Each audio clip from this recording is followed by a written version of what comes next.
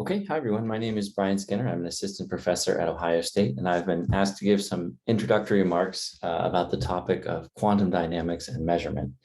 Now, this is a very big topic that you can approach or think about in many different ways. But the way I thought to frame the topic is as follows. So when I was a senior in college, I took my first real class in quantum mechanics. And the professor opened the class by saying, the beautiful thing about quantum mechanics is that it puts matter and radiation on the same footing. And of course, what he meant by that is that we have a single common theory or wave-like theory that treats both matter, things like electrons or protons, or and also radiation, things like light or sound waves. So if you think of some phenomenon that describes matter, quantum mechanics tells you that you can think about radiation, light, and heat in a very similar way, and that there are often these amazing analogs between one phenomenon and another. So for example, quantum mechanics describes how you can have an entangled state of two electrons, but the same theory tells you that you can have an entangled state of two photons. Similarly, we know that you can make a microscope by focusing a beam of light, and quantum mechanics ensures that you could also just as well make a microscope by focusing a beam of electrons. So this set of correspondences is actually extremely useful, and a lot of us have become sort of inured to the beauty of it. But the correspondence between matter and radiation is something that we use all the time. So why am I saying this, of course? It's because in the last decade or so, there's been a dawning awareness among people in condensed matter that quantum mechanics actually implies a different set of correspondences. And this is between matter and information. So you can say that quantum mechanics puts matter and information on the same footing. Now, those of us who learned quantum mechanics, a lot of us were introduced to the topic with a description that's kind of like this one. So this is from the first couple pages of volume 3 of Landau Lifshitz, where he says that quantum mechanics or wave mechanics, kind of funny that he uses that term as a synonym, is the mechanics which governs atomic phenomena. So this is how a lot of us were told what quantum mechanics is, that it's the mechanical theory of nature at its smallest scales. But you can just as well view quantum mechanics very differently. So this is a quote from Scott Aaronson, who, as you know, is in computer science and is prominent in the theory of quantum information. And he says that quantum mechanics is what you would inevitably come up with if you started from probability theory and then said, let's try to generalize it. So the numbers we used to call probabilities can be complex numbers. So there's a very direct way to view quantum mechanics as just a theory of information. It's just a theory of, just like probability theory, but now it has complex numbers, which we call probability amplitudes.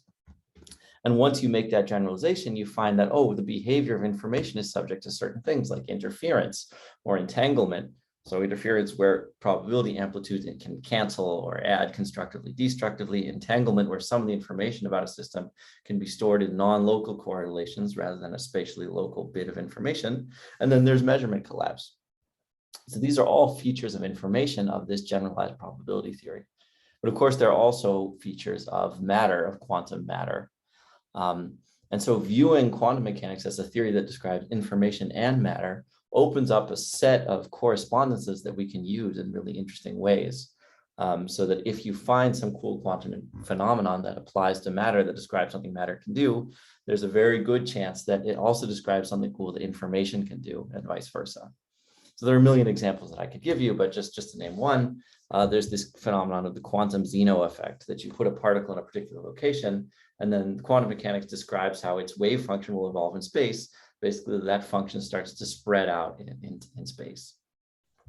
But if you want it to stop from spreading, you can just repeatedly measure the position of the electron or the particle.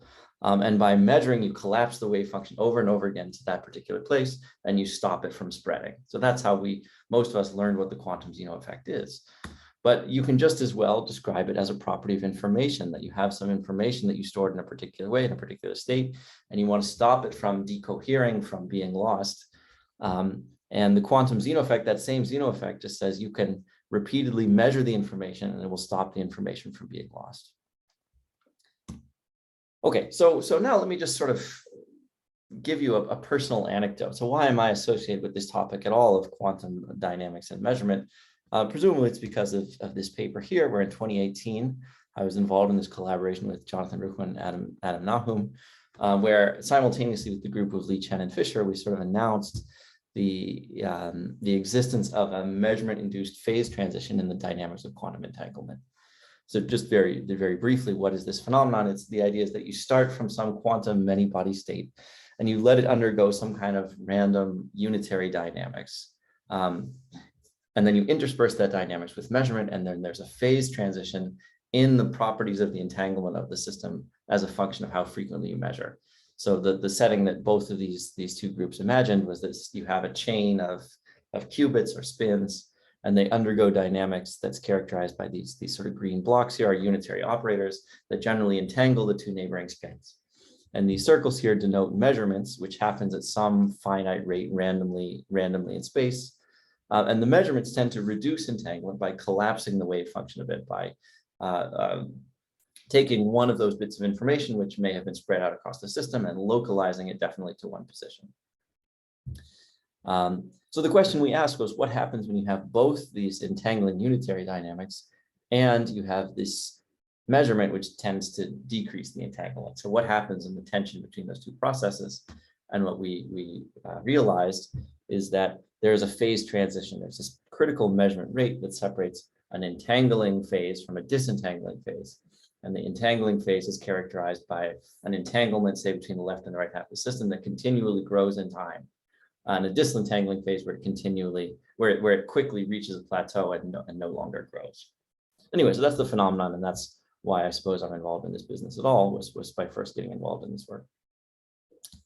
But a funny thing is that when I first started giving talks about this, so starting in the fall of 2018, I would go around giving talks about this transition. And whenever I did, I invariably got two questions. The first one is, what's the point? You know, what's your motivation for doing this? What is it good for?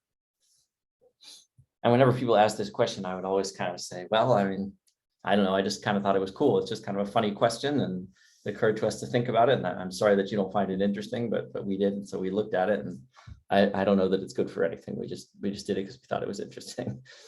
But then once you survive that one, an even worse question would come, which was, how do you see it experimentally? And here I would have to sort of apologize and say, look, to be honest, I don't know whether you can see it experimentally, because it's not a phase transition in the dynamics of some observable and the expectations of some operator. It's a phase transition in the wave function itself, which, as we know, is not an observable, not an observable object. So if you wanted to try to observe it, you'd have to reconstruct the wave function from some exponentially large number of measurements. And then it's even worse because it's a property of the post-selected wave function, which you need many copies of the same measurement record. And so I sort of have to apologize and say, I don't know whether there's any hope of seeing it experimentally. And this situation, not being able to answer these two questions, was pretty embarrassing for me, especially because I was trained in a sort of a hard-nosed, school that said, if you're not predicting the outcome of an experiment or explaining an experiment, then you're not doing physics. So to have someone ask me the very natural questions of what's the point and how do you see it experimentally and to not give an answer was pretty embarrassing for me.